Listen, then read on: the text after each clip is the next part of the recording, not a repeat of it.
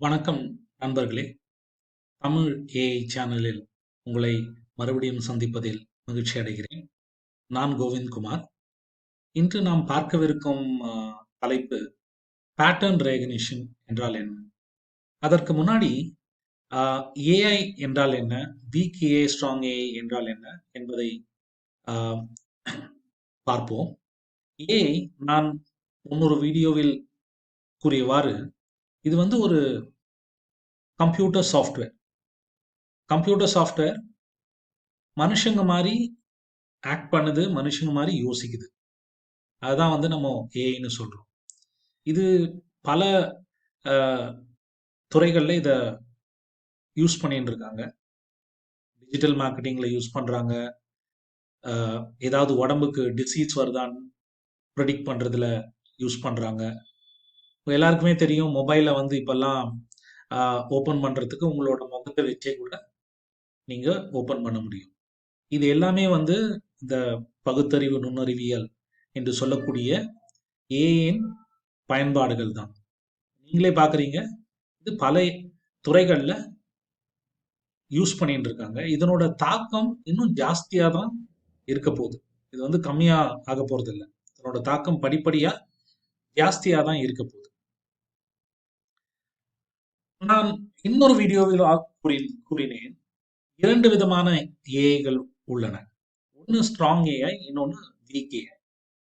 Strong ஏஐனா மனுஷங்க மாதிரியே, மனுஷங்க லெவல்லையே ஏஐ சிஸ்டம் யோசிக்குது, செயல்படுது. அதுக்கு தான் இந்த சிட்டி கேரக்டர் எக்ஸாம்பிளும் நான் கொடுத்துருந்தேன். வீக் ஏஐ இதை தான் நம்ம இப்போ பயன்படுத்துகிறோம். இதுதான் பல இடங்கள்ல பயன்பாட்டில் இருக்கு. ஸ்ட்ராங் ஏஐ அதை பற்றி ஆராய்ச்சி நடந்துட்டு இருக்கு. இன்னும் பரவலாக அதை யாரும் யூஸ் பண்றது இல்லை. இந்த வீக் ஏஐ தான் பரவலாக எல்லாரும் இப்போ பயன்படுத்திட்டு இருக்காங்க. இந்த வீக் ஏஐல எப்படி ஒர்க் ஆகுதுன்னு பார்த்தீங்கன்னா, இந்த பேட்டர்னை ஐடென்டிஃபை பண்ணி அதுலேருந்து வர்ற நுண்ணறிவியலை பயன்படுத்துறோம். சரி, இந்த பேட்டர்னா என்னன்னு பார்ப்போம். பேட்டர்னா உங்களுக்கே தெரியும், நீங்க ஒரு ஷர்ட் போட்டிருக்கீங்க, சாரி உடுத்திருக்கீங்க, அதுல செக்டு பேட்டர்ன் சொல்லுவீங்க, இல்ல ஒரு டாட் பேட்டர்ன் இருக்குன்னு சொல்லுவீங்க, இல்ல அது லைட் கலர் பேட்டர்ன் அப்படின்னு சொல்லுவீங்க. ஸோ பேட்டர்ன் நீங்க பாத்தீங்கன்னா அதற்கான தமிழ் வார்த்தை அமைப்பு என்று சொல்லலாம்.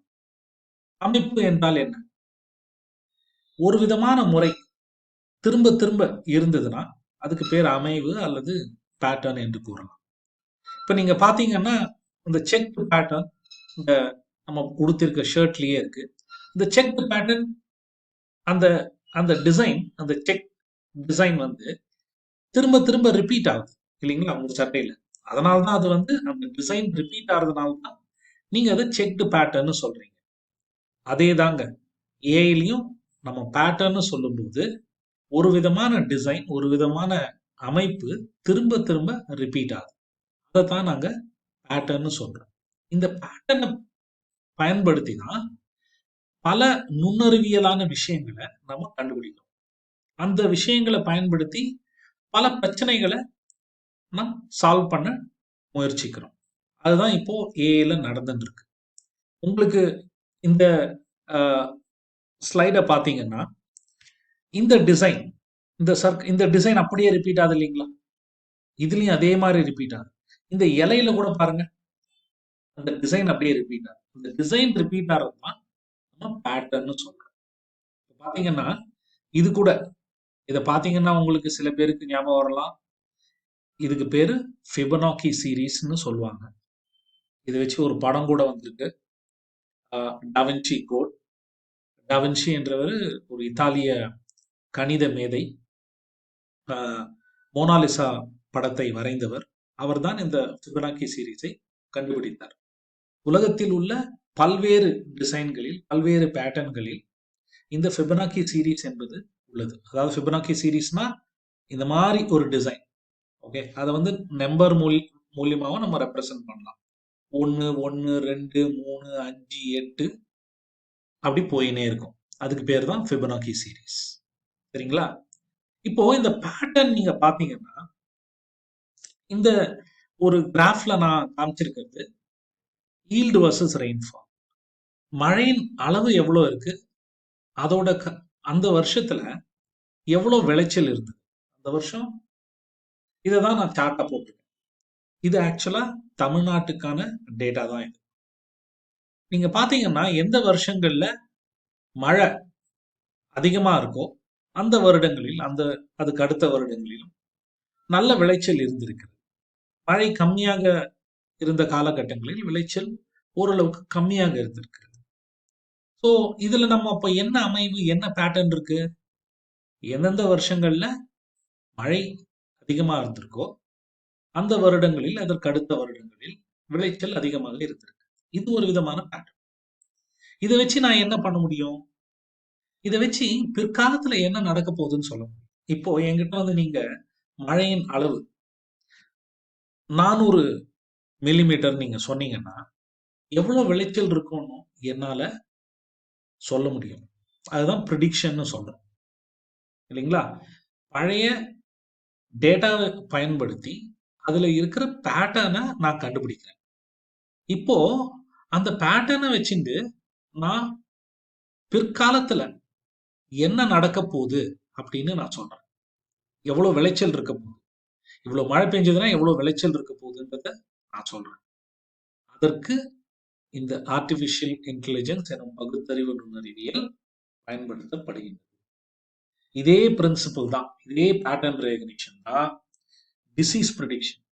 ஒருத்தருக்கு மாரடைப்பு வரப்போகுது, கல்லீரல் சம்பந்தமான பிரச்சனை வரப்போகுது, அந்த மாதிரி எந்த விதமான பிரச்சனைகள் இருந்தாலும் இதே கான்செப்டை பயன்படுத்தி தான் ப்ரிடிக்ஷனை பண்றாங்க. இப்படிதான் ஆர்டிபிஷியல் இன்டெலிஜென்ஸ் ஒர்க் ஆகுது. பேட்டர்ன் ரெகக்னிஷன்ன்றது இந்த அமைப்பை அறிதல் என்று கூறலாம். இந்த பேட்டர்ன் ரெகக்னிஷன்ன்றது ரொம்ப ரொம்ப இம்பார்ட்டன்ட். இந்த டேட்டா வந்து 1-2 இருந்ததுன்னா, இப்ப நீங்க பாத்தீங்கன்னா இதுல வந்து கிட்டத்தட்ட ஒரு 40-50 டேட்டா பாயிண்ட்ஸ் இருக்கும். அதை நம்ம ஈஸியா பார்த்துடலாம், ஈஸியா கண்டுபிடிச்சிடலாம். இப்ப இதே லட்சக்கணக்கான டேட்டா பாயிண்ட்ஸ் இருந்ததுன்னா எப்படி கண்டுபிடிக்கிறது? அதற்குத்தான் நாம் ப்ரோக்ராமிங்கை யூஸ் பண்ண போறோம். அங்கதான் வந்து ஏஐ ஆர்டிபிஷியல் இன்டெலிஜென்ஸோட கான்செப்ட்ஸ் வரும். புரியுதுங்களா? நான் முன்னாடி கொடுத்த எக்ஸாம்பிள்ஸ், டிசீஸ் ப்ரிடிக்ஷன், முன்னாடியே ஒருவருக்கு ஒரு நோய் வருவதற்கான வாய்ப்புகள் அதிகம் என்று கூறும் முறை ஆர்டிபிஷியல் இன்டெலிஜென்ஸை சார்ந்தது.